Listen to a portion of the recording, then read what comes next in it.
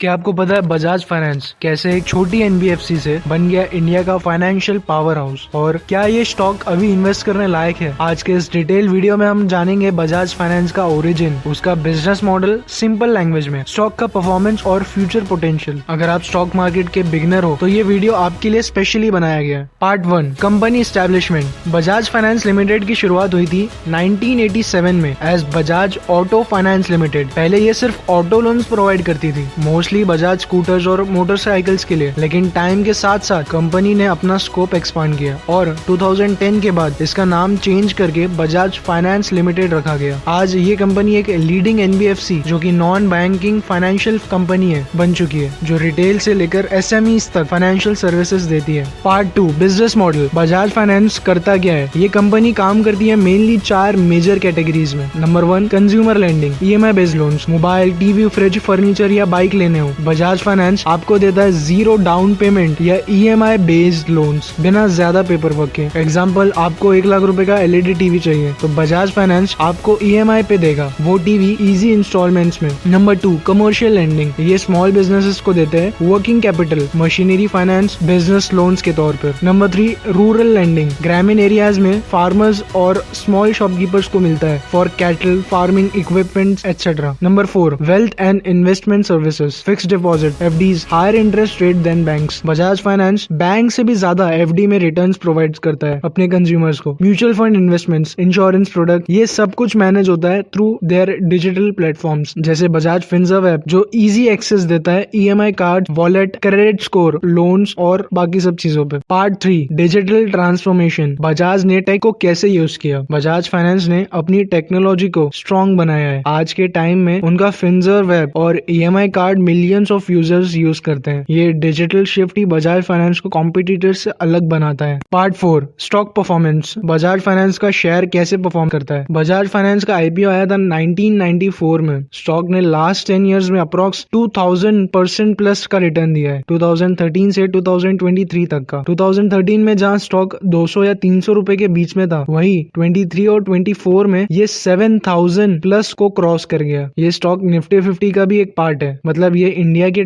Top 50 companies में count होता है। लेकिन 22 और 23 में